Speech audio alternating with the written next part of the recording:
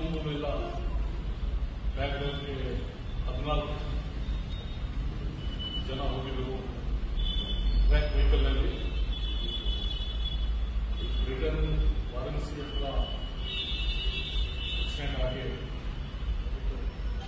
5 ಮಂದಿ ತೀರು ಹೋಗಿದ್ದಾರೆ.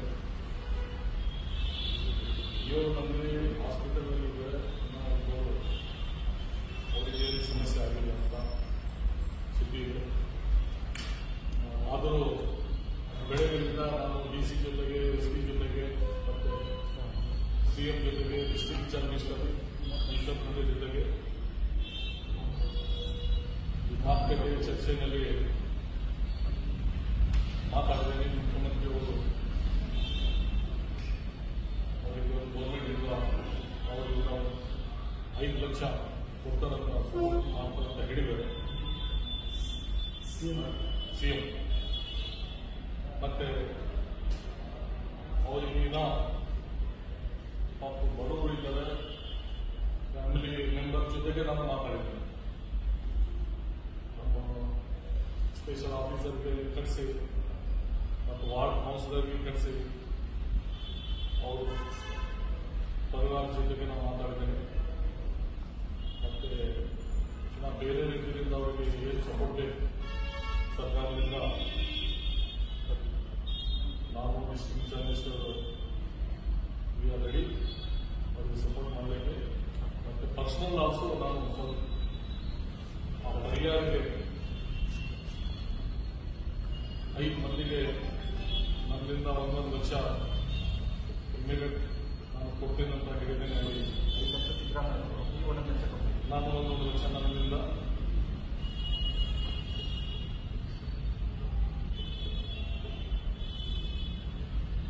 ಮತ್ತೆ ಬೇರೆ ಯಾವುದೋ ಏನೇನು ಸಹಾಯ ಮಾಡಬೇಕು ಅಂತ ಅದು ಅವರಿಗೆ ಪ್ಲಾನ್ ಮಾಡಿದ್ದೀನಿ. ಮತ್ತು ನಾನು ಇದಕ್ಕೆ ಬಾಡಿ ಯಾವಾಗ ಬರ್ತದೆ ಅದೇ ಇಂಟೆಕ್ಷನಲ್ಲಿ ಸ್ಪಂದನ ನಾನು ಹೋಗ್ತೀನಿ. ಫ್ಯಾಮಿಲಿಗೆ ದುಃಖ ಆಗಿದೆ. ಇವರು ಶಕ್ತಿ ಒಳ್ಳೆಯ ಪ್ರಯತ್ನ ಮಾಡ್ತಾರೆ.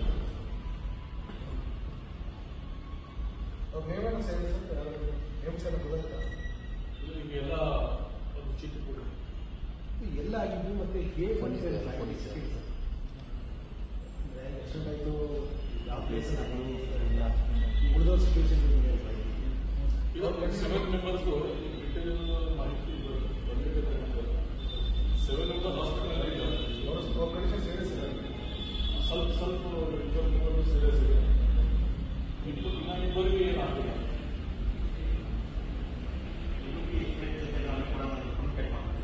ಅದೇ EP ಜೊತೆಗೆ ಅಲ್ಲಿ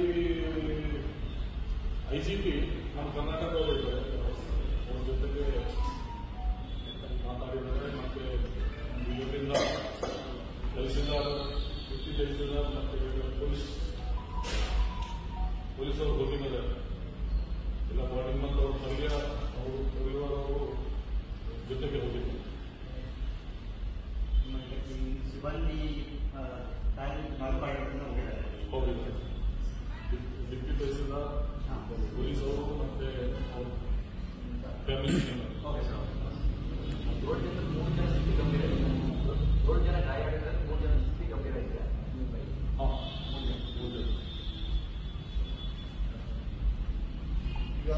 ರಿಮೈನಿಂಗ್ ಗಾಯ ಕೊಡಿಸ್ತೀರಾ ಅಥವಾ ಬೇರೆ ಮಾಡಿಸ್ತೀರಾ ಅಥವಾ ಬೇರೆ ಈಗ ಡಾಕ್ಟರ್ ಅವರಿಗೆ ಸಜೆಷನ್ ಕೊಡ್ತಾರೆ. ನಾವು ತಹಸೀಲ್ದಾರ್ ಮತ್ತೆ ಪೊಲೀಸರು ಹೋಗಿದ್ದಾರೆ.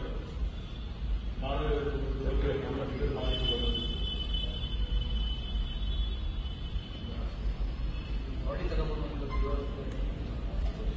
ಬಾಡಿ ಸಲಹೆ ನಾವು ಪೊಲೀಸರು ಕಳಿಸಿದ್ದಾರೆ. ಅಲ್ಲಿ ಸಿಸ್ಟಮ್ ಏನಿದೆ ರೈಟ್ಲಿಂದ ಬರಬೇಕು, ಬೈಕೊಂಡು ಬರಬೇಕಂತ ನಾಳೆ ಡಿಸೈಡ್ ಆಗ್ತದೆ.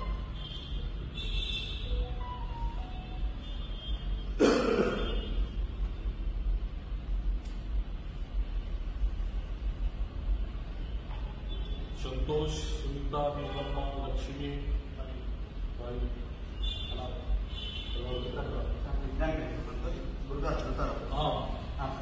या तीन हो गए संतोष, सुनीता। ಏಜ್ ಬಗ್ಗೆ ಸರ್ ಏಜ್ ಏನೋ ಗೊತ್ತಾಯ್ತು संतोष को 43 एज, 43 एज, सुनीता, ನೀಲಮ್ಮ 65 ಇದೆ, ಲಕ್ಷ್ಮಿ